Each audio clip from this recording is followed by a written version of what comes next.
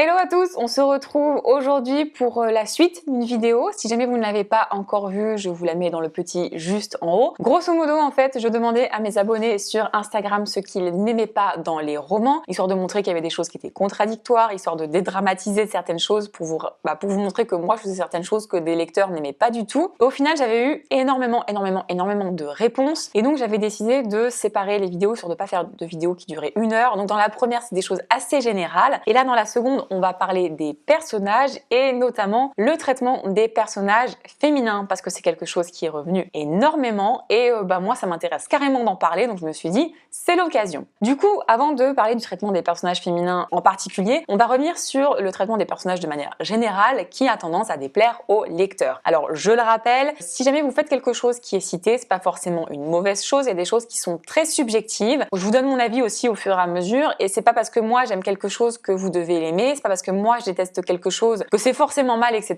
Voilà, c'est extrêmement subjectif l'écriture et la lecture. Et je fais ces vidéos aussi pour vous permettre un petit peu de dédramatiser, peut-être vous faire vous poser des questions sur certaines choses, mais voilà, l'idée c'est pas de vous faire culpabiliser, c'est pas de rabaisser qui que ce soit parce qu'il fait telle ou telle chose, c'est même tout le contraire. Les choses qui sont revenues très souvent en ce qui concerne les personnages et ce que mes abonnés n'aiment pas dans les romans. La première chose, ce sont les personnages secondaires inutiles. Moi je suis assez d'accord avec ça, c'est vrai quand on a des personnages secondaires, tu sais pas trop pourquoi ils sont là. Je dis pas qu'il faut pas en mettre du tout, parce que des fois ça rend un petit peu le tout plus réel également, hein. Dans la vie, il y a des personnages qui sont très secondaires et qui n'ont pas une incidence particulière sur notre vie, mais au final elles sont là quand même. Donc voilà, dans un roman, pourquoi pas. Après, s'il y en a 3 tonnes, que ça alourdit, que du coup on passe du temps sur eux alors qu'en fait ils n'apportent rien. Inutile, je me dis, bon, on n'a pas tous la même définition d'inutile. Je pense que c'était inutile à l'avancée de l'histoire, mais peut-être que pour vous, en fait, ils sont utiles pour le développement du personnage ou pour comprendre certaines choses. Donc voilà, en tout cas, c'est quelque chose qui est revenu. Autre chose qui est revenue concernant le personnage, c'est le fait qu'un personnage va voir ses capacités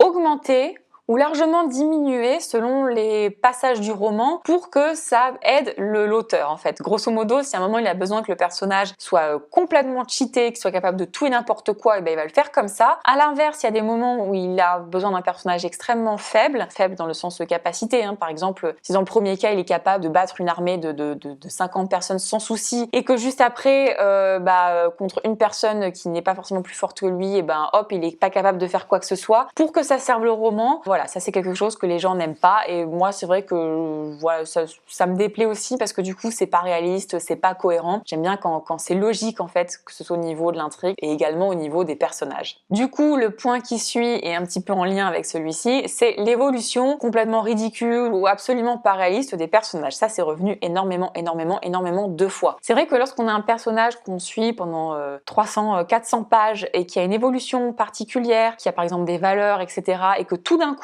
sans que tu saches pourquoi, il y a un revirement de ouf, ou alors qu'il évolue dans une direction mais complètement différente, tu te dis un petit peu mais pourquoi? Alors est-ce que c'est pour servir l'histoire? Alors ça, c'est quand même quelque chose qu'il vaut mieux éviter de faire quelque chose uniquement pour servir l'histoire, surtout en ce qui concerne les personnages, parce que les personnages, mine de rien, les lecteurs s'y attachent au fur et à mesure de leur lecture. Alors certes, on les voit tous différemment, on imagine parfois les voir évoluer peut-être un petit peu différemment, mais quand c'est absolument pas réaliste et que ça sort du chapeau, voilà, ça c'est quelque chose que vous n'aimez pas. Autre chose qui est revenue plein de fois, et ça, ça je pense qu'on est tous d'accord, ce sont les personnages plats. Donc plats, c'est-à-dire qu'ils n'ont pas de nuances, t'as l'impression en fait que ce sont pas des vraies personnes, trop lisses, trop plats, un peu des coquilles vides. Ça c'est quelque chose qui peut un petit peu déranger certains lecteurs et j'ai l'impression que ça se retrouve parfois dans les cas où l'auteur base tout sur son univers ou sur son intrigue en délaissant un petit peu les personnages. Alors ça, je vous mets une vidéo dans la description de Cyril à ce niveau-là sur comment traiter l'intrigue et les personnages. Voilà, il faut pas se baser que sur l'un ou que sur l'autre. Les deux sont importants. Enfin, tu peux pas faire l'un sans l'autre. Voilà, pour avoir un roman réussi, je pense. Mais en tout cas, voilà, les personnages plats, c'est quelque chose qui vous déplaît. Dernière chose sur les personnages de manière générale avant de parler du traitement des personnages féminins, c'est lorsque les personnages s'apitoient sur leur sort. Alors ça, c'est revenu plein de fois. Alors ça c'est vrai que moi je suis plutôt d'accord lorsque j'ai des personnages, enfin je dis pas qu'un personnage ne peut pas avoir des moments de faiblesse, je dis pas qu'un personnage par moment peut avoir l'impression qu'il n'y a plus d'espoir, qu'il n'a plus de choix que d'abandonner, etc. Par contre c'est vrai que si on a un personnage qui passe l'entièreté du roman, sauf si jamais c'est pour une raison vraiment spécifique, à se plaindre, à s'apitoyer, etc. Moi personnellement ça me gonfle un petit peu aussi, mais bon.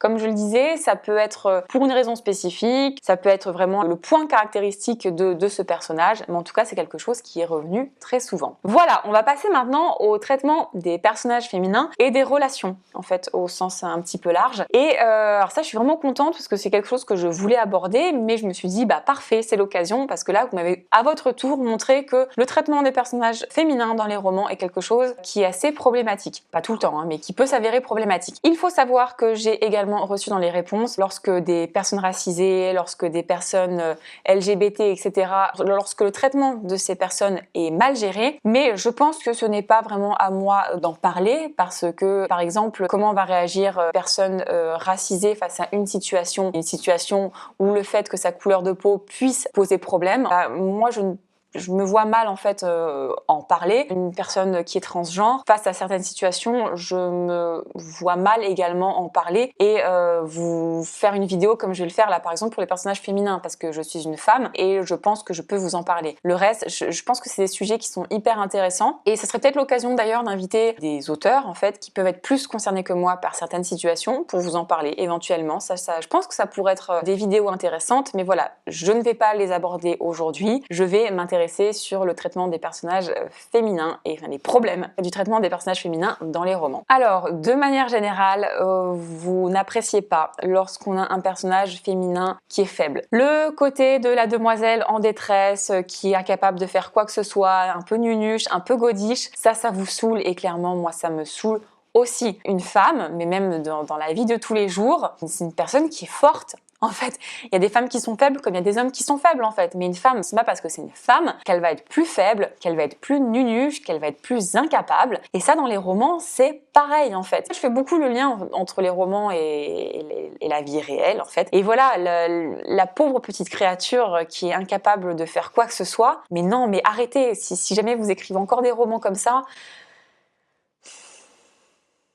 arrêtez. Si on a un personnage qui subit en fait la situation, c'est chiant, voilà, qui n'est pas capable de prendre des décisions, qui n'est pas capable de faire des choix, qui n'est pas capable en fait à un moment donné de dire non, ça va pas être comme ça va être comme ça. Voilà, c'est quelque chose, le fait de subir leur vie, subir l'intrigue, subir l'action, c'est quelque chose qui est revenu énormément souvent et voilà, ça me saoule. Je ne dis pas qu'un personnage féminin ne peut pas subir une action, comme un personnage masculin pourrait en fait, mais on va pas se mentir, c'est quelque chose qui revient beaucoup plus souvent lorsqu'il s'agit de personnages féminins. J'ai eu beaucoup de choses également en ce qui concerne les relations des personnages féminins, parce que forcément j'ai l'impression que dans plein de romans, le personnage féminin n'est défini en fait que par sa relation qu'il a avec les autres et notamment avec un homme. Voilà, ça c'est bien souvent, ça c'est quelque chose qui est beaucoup revenu. Une femme peut exister sans un homme, une femme peut exister sans une relation amoureuse. Dans la vraie vie, c'est le cas en fait. Alors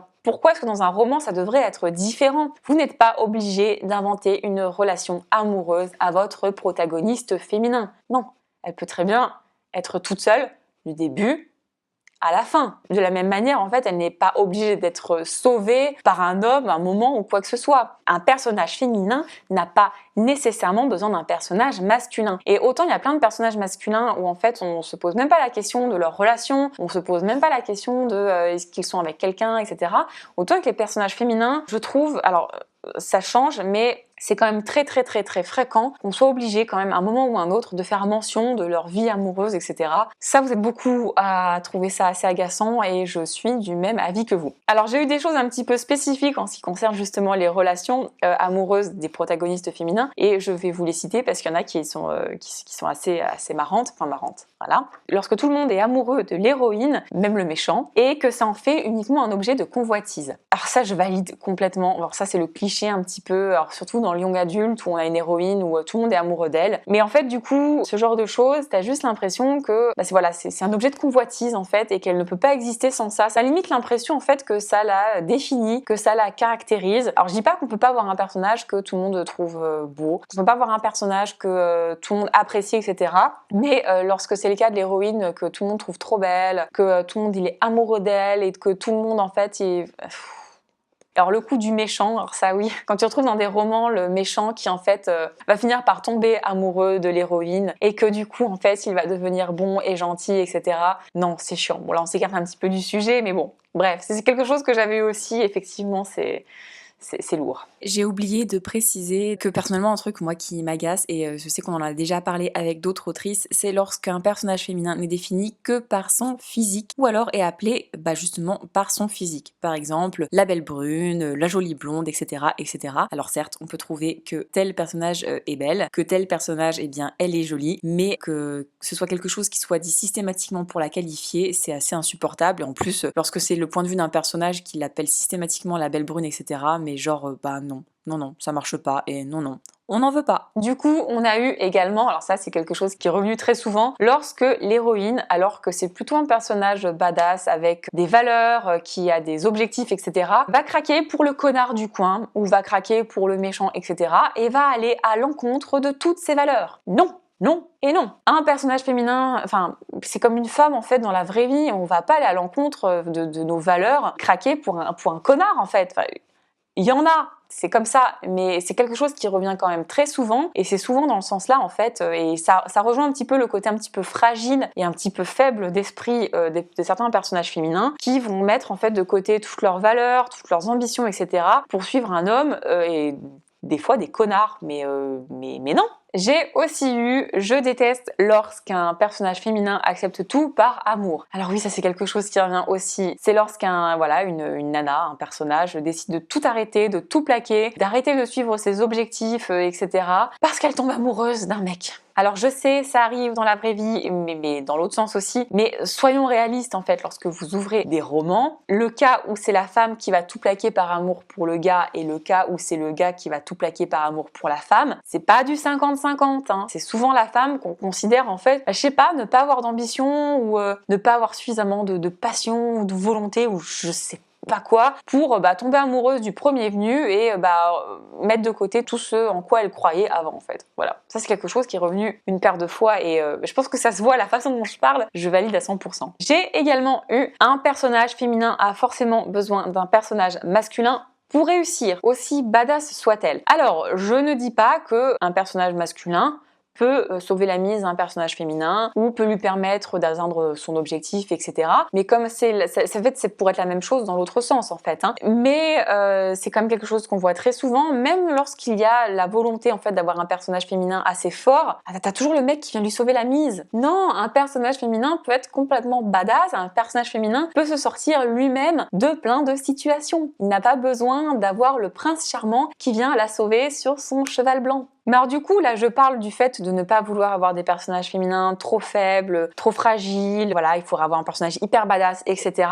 Et alors, moi, j'ai un point de vue là-dessus. Et au final, vous avez été plusieurs à me parler de ça également. Donc, je ne suis pas toute seule. Je n'aime pas, en fait, lorsqu'on a un personnage féminin où on va considérer qu'un personnage féminin fort, c'est aussi un personnage féminin qui ne ressent pas d'émotion, qui ne peut pas être amoureux. Un personnage féminin fort n'est pas forcément une femme qui ne veut pas d'enfant, par exemple. Alors je sais que ça peut être un peu contradictoire avec ce que j'ai dit avant, mais voilà, un personnage féminin fort, c'est pas forcément une femme asexuelle qui ne s'intéresse à rien. Alors, je parle de la sexualité, j'ai vu plusieurs fois. Je déteste quand un personnage fort est forcément, quand un personnage féminin fort est forcément lesbienne. Je l'ai eu plusieurs fois.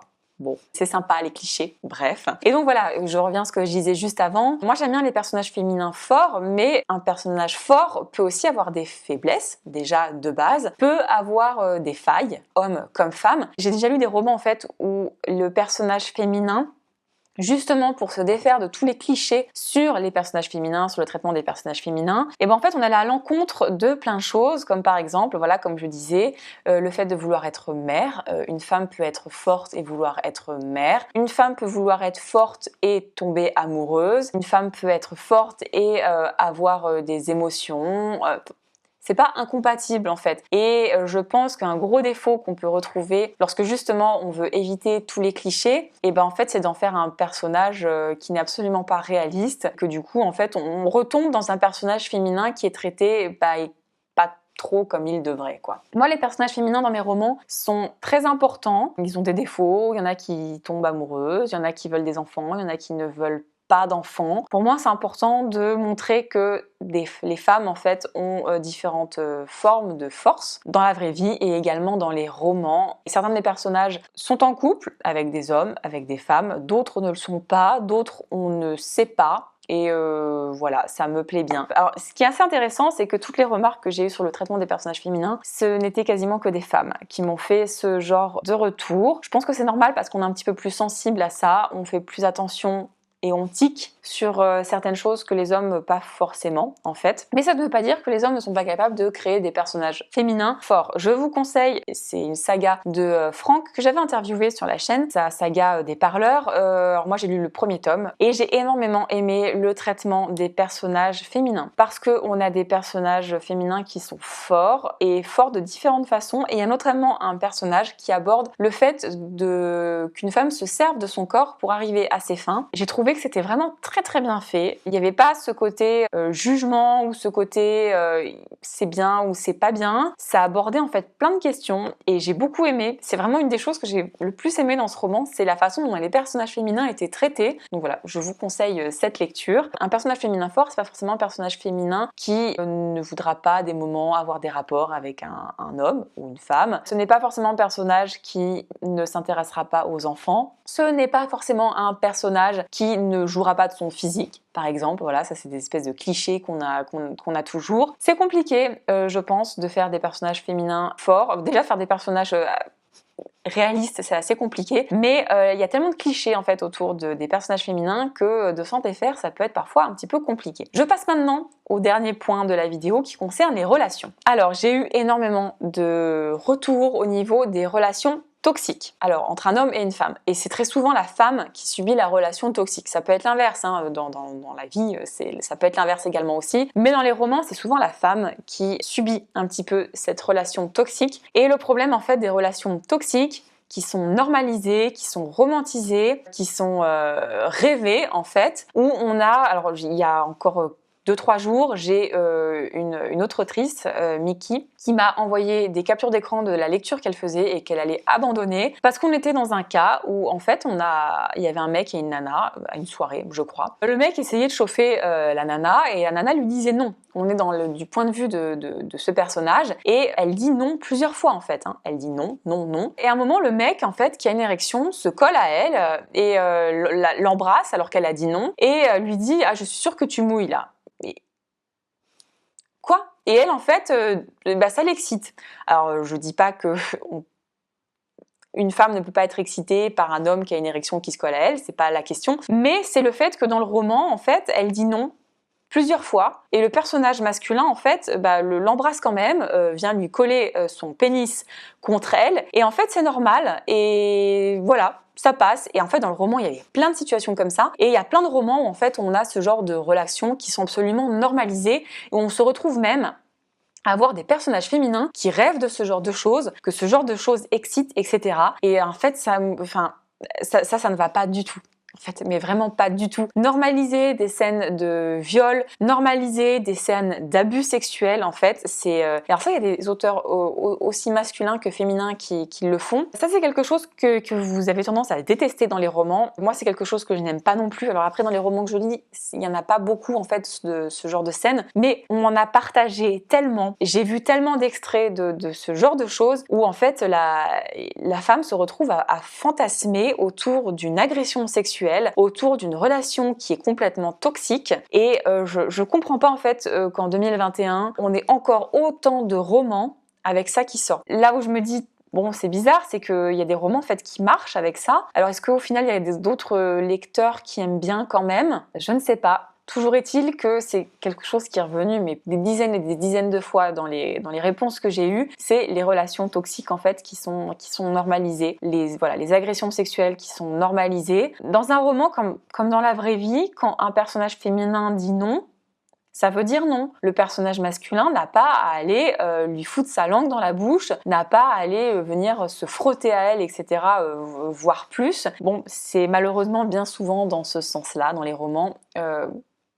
Dans la vraie vie aussi. Sauf que en fait, dans les romans, on se retrouve avec des personnages féminins qui aiment bien ça. Dans la vraie vie, en fait, je connais pas de femme en fait qui, lorsqu'elle dit non à quelqu'un, a envie de venir se faire abuser de cette façon. Donc, en fait, ne faites pas ça dans les romans. Enfin, je sais pas. Alors là, je vous donne vraiment mon avis. Et autant sur plein de points dans cette vidéo, dans la première, voilà, je vous disais qu'il y avait plein de choses, c'était subjectif. Voilà, il faut avoir des avis contradictoires, etc. Et que c'est pas parce que je n'aimais pas quelque chose que c'était pas bien. Mais là, pour moi, en fait, voilà, je le dis, ce n'est pas bien. Normaliser une scène de viol, ce n'est pas bien. Du tout. Voilà, on pourrait s'étendre sur le sujet pendant des heures et des heures et des heures. N'hésitez pas à me dire ce que vous avez pensé de la vidéo, n'hésitez pas à me donner votre avis. Je le rappelle, ces deux vidéos n'ont pas pour but de vous faire culpabiliser si vous faites telle ou telle chose, même si celle-ci, en ce qui concerne les personnages féminins, je vais pas dire qu'un peu plus, mais peut-être que ça peut vous faire vous poser des questions quant au traitement de vos personnages féminins. C'est mon avis en tant que femme, et c'est l'avis que j'ai eu d'énormément de personnes lorsque j'ai posé la question sur Instagram. En fait, dans la vraie vie, on a envie d'avoir des femmes fortes, mais on a envie d'avoir... Enfin, moi, dans la vraie vie, j'aime voir des femmes fortes, et une femme forte, ça peut être de plein de façons, en fait. Et dans les romans, j'ai envie que ce soit la même chose, et je ne suis pas la seule. Alors, il faut savoir qu'il y a aussi des clichés sur les personnages masculins, ce qui peut être aussi assez insupportable, hein, le personnage masculin qui doit absolument être hyper fort, hyper viril, etc. Non, c'est pas nécessaire, voilà. Mais dans cette vidéo, je voulais principalement aborder le traitement des personnages féminins. J'espère que la vidéo vous a plu. Si ce genre de vidéo vous plaît, voilà, où je demande l'avis de mes abonnés pour faire un petit peu des synthèses, pour aborder des sujets, n'hésitez pas à me le dire et j'en referai avec grand plaisir. N'oubliez pas de vous abonner si ce n'est pas encore fait, aimez et partagez la vidéo si elle vous a plu et si jamais vous n'avez pas encore vu la première vidéo, je vous l'ai mise dans le petit et dans la barre de description. À très bientôt!